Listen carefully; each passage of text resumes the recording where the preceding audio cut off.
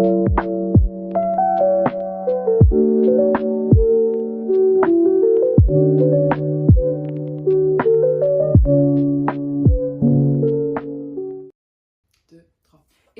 Salut! Moi c'est Delphine. Moi c'est Jean. On est pasteur, conférencier et auteur et on parle aujourd'hui des relations amoureuses. Alors avant de commencer, juste on vous rappelle de vous abonner, d'activer la cloche pour voir les futures vidéos et également d'aller regarder en bio. On a plein de ressources, notamment sur Instagram pour vous, plein de choses qui sont complémentaires à ce qu'on fait dans les vidéos. Yes. Aujourd'hui, nous allons parler d'un sujet super important. Très important. Comment prier pour son futur conjoint ou alors pour sa future conjointe. Yep. Bon, déjà la première chose, dis-nous tout. tu me dis si tu es d'accord avec moi. La première chose, c'est que des fois, quand on prie Dieu pour ce sujet-là, ça fait un peu penser à la liste pour le Père Noël. C'est-à-dire, Père Noël, j'ai été sage, donne-moi des cadeaux. C'est pas tant dans le détail de ce qu'on voudrait, c'est pas tant ça qui pose problème, c'est j'ai bien fait tout, donc je dois avoir mon cadeau. C'est ça. Seigneur, tu vois que j'ai été à tant de réunions cette année. J'ai passé tant de temps dans le jeûne, dans la prière, j'ai fait ceci, j'ai fait cela, etc. etc. Ouais. Dieu, tu dois m'envoyer mon chéri ou ma chérie. Oui. Et en fait, ça pose un problème. Ça pose vraiment un problème parce qu'on estime que c'est un dû, on estime que c'est une récompense. On a déjà parlé de ça, mais l'autre n'est pas juste un cadeau ou une médaille pour récompenser une vie de piété ou quoi que ce soit. Et en fait, c'est une des premières choses qu'il faut qu'on dise parce qu'on a plein de célibataires chrétiennes qui sont hyper frustrés en disant « Dieu m'a trahi, Dieu n'a pas fait sa part du boulot, moi j'ai fait la mienne, qu'est-ce qu'il fait? J'attends, j'ai fait tout ce qu'il faut, j'ai prié, ça vient pas. » C'est parce que déjà, ça vient, ça ne dépend pas juste de ce que tu as fait ou de ce que tu n'as pas fait. Est-ce que tu as été suffisamment fidèle à l'église? C'est pas ça qui va déterminer si tu vas avoir quelqu'un. Ça va beaucoup plus être, est-ce que toi-même, tu as travaillé sur toi pour être apte à rencontrer quelqu'un? Ça va avoir beaucoup plus d'effet ça que est-ce que tu as passé tant de temps, est-ce que tu as raté, combien de réunions tu as raté ou pas, ou beaucoup plus ça. Et d'ailleurs, on a Jacques au chapitre 4, verset 3 qui dit « Vous demandez et vous ne recevez pas parce que vous demandez mal en voulant satisfaire vos passions. » Donc on vous laisse un petit peu de temps pour aller vous moucher votre mort, essuyer votre front, etc. parce que c'est chaud. Ouais, c'est chaud. Mais la Bible, elle est très claire par rapport à ça. Il ne s'agit pas juste de vouloir satisfaire ce qu'on veut.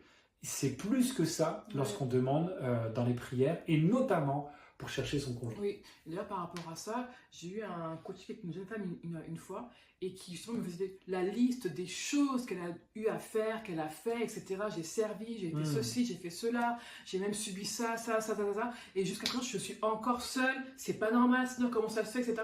Et en fait, mesdames et messieurs, scoop du jour, ce n'est pas avec vos œuvres. Et puis en fait, c'est important non, c'est aussi. très vite, c'est pas avec nos œuvres. Et aussi important, c'est qu'en fait, ce que vous faites n'impressionne pas Dieu. Ça n'impressionne ni les anges, ça n'impressionne personne. Vraiment personne. Et c'est tellement dommage en fait de se limiter que à j'ai fait ça, donc j'ai donc ça aussi en retour. C'est tellement dommage. On a l'impression que c'est un jeu vidéo où au bout de 15 parties, tu gagnes telle tenue. Au bout de tant d'accomplissements, tu vas faire ça. Ton chéri va pas, ou ta chérie, ça va pas dépendre de tes accomplissements. Ça va beaucoup plus dépendre de toi qui tu es et de comment tu vas avec Dieu et du coup comment tu vas avec les autres. C'est ça qui va déterminer beaucoup plus ta possibilité de rencontrer quelqu'un. Exactement. Ok, super. Et d'ailleurs, astuce. Écoutez bien, prenez maintenant des notes. Alors c'est une chose qu'on dit souvent dans nos conférences, etc. C'est, vous savez, on a cette facilité souvent à dire Seigneur, je veux ça. Bon, ça, de toute façon, on en a déjà parlé. Mais ce que nous, on vous propose, c'est de faire différemment. C'est de voir différemment, de penser différemment par rapport à votre prière. Je m'explique. Au lieu de dire Seigneur, je veux qu'il soit comme ça, ou je veux qu'elle soit comme ci, je veux donne-la moi, etc., c'est plutôt Seigneur, je ne sais pas où il est, je ne sais pas où elle est. Mais maintenant, Seigneur, je veux prier pour elle. Je veux prier pour lui. Sa santé physique, morale, spirituelle, santé financière, bénis-le dans tout ce qu'il fait, dans son travail, dans son église, en tant que leader, en tant que reste. En fait, commencez à bénir la personne. Tu sais pas où il est, tu sais pas qui c'est, tu sais même pas où il est, c'est pas grave, mais bénis-le, prie pour lui, intercède pour elle, laisse-toi dans la prière pour elle. Et pas seulement pour elle, également aussi pour ta future belle-mère, ton futur beau-père, les neveux, les belles-sœurs, toute la sphère en fait de sa vie, toutes les sphères familiales, toutes les sphères en fait de là où il peut du coup interagir. Commence à prier pour ça. Sois précise, sois précis, pas juste Seigneur, bénis-le, je sais pas moi, dans toute sa vie. Voilà, amen. Amen. Non, comme non, ça, non. C'est réglé, c'est bon, je peux aller faire mes trucs. Dieu aime qu'on soit précis, alors sois précis. Prends du temps pour lui, prends du temps pour elle. Et ce qui est beau, c'est que quand tu fais ça, déjà, t'es pas focus sur toi, sur moi. En fait, c'est ça. Au lieu de dire bénis-moi, c'est bénis-le ou bénis-la. Exactement. Et d'être précis là-dedans, enfin, ça fait toute la différence. Exactement. Dieu n'est pas contre qu'on soit précis, au contraire, il aime bien. Il aime vraiment ça. C'est ça. Mais on est tellement souvent, pardon de le dire, mais on est tellement égocentrique, on est tellement, Seigneur, je veux qu'il soit comme ça pour moi. C'est pas pour lui, c'est pour moi. Je veux qu'elle soit comme ça pour moi, pour moi. C'est important de savoir ce qu'on veut, mais c'est important de savoir qu'est-ce qu'on va offrir à l'autre. Et puis, au-delà de ça, avoir quelqu'un, c'est pas juste pour moi. C'est pour la personne elle-même. C'est la personne que je veux aimer, pas juste je veux mon cadeau.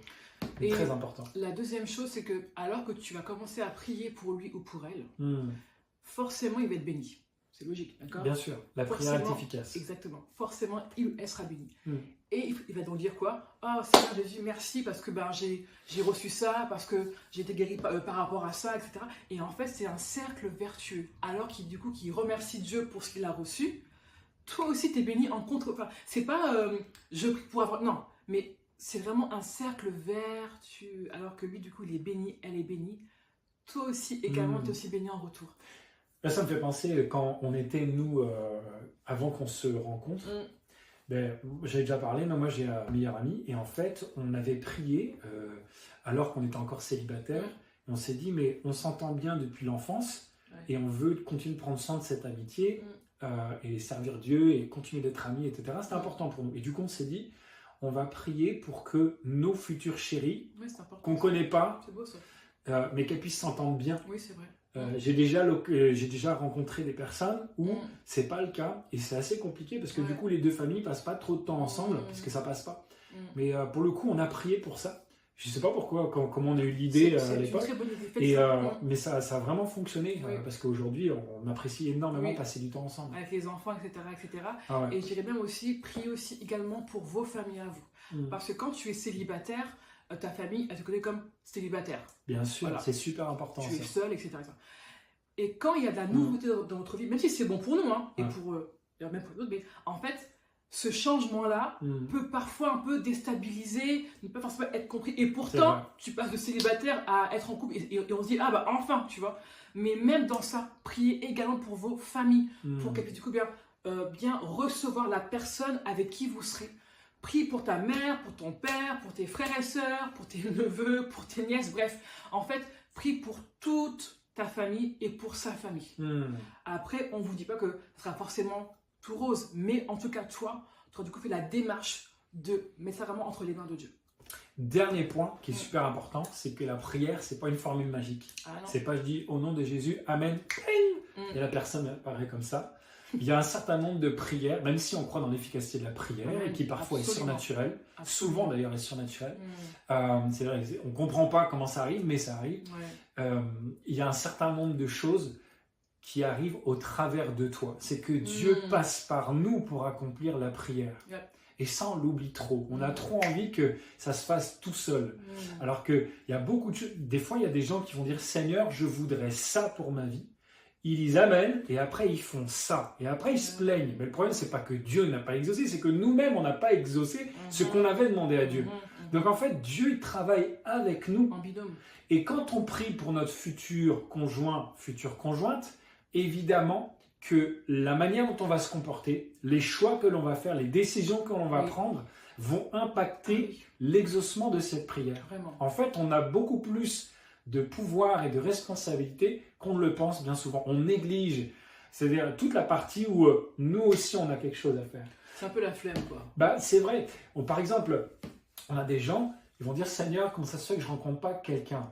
Mais quand tu vas à l'église, tu te barres en courant dès le début des annonces, c'est pas encore terminé, pour être sûr de rencontrer personne et de rentrer chez toi bien tranquille. Donc, Seigneur, pourquoi je ne rencontre pas quelqu'un? Peut-être que tu ne te donnes pas les moyens de rencontrer quelqu'un. Et Dieu est d'accord avec toi. Il aimerait bien que tu rencontres quelqu'un, sauf que tu ne fais pas ce qu'il faut pour. Donc, tu compliques la tâche de Dieu. Tu rends difficile l'accomplissement de ta propre prière. Oh, wow. Et il est important d'être cohérent entre ce qu'on demande à Dieu et ce que l'on va faire. Seigneur, je te prie que la personne soit en bonne santé émotionnelle. Toi, travaille sur ta santé émotionnelle. Amen. Seigneur, je te prie que, je sais pas, il y a tellement de choses. Je te prie, Seigneur, que je puisse la rencontrer, qu'on passe des bons moments, qu'on devienne amis, qu'on ait des centres d'intérêt communs. Mais jamais, toi, tu vas aller, je sais pas, partager un repas avec d'autres personnes, faire des activités, je sais pas, il y a plein de choses qui existent aujourd'hui, des événements entre chrétiens, etc., pour rencontrer quelqu'un. Donc en fait, il faut que tu sois cohérent entre ce que tu demandes à Dieu et ce que toi, tu vas vivre, parce qu'on annule, entre guillemets, un certain pourcentage de nos prières simplement parce qu'on fait quelque chose qui n'a rien à voir avec ce qu'on demande, voire même qui est contre ce qu'on demande.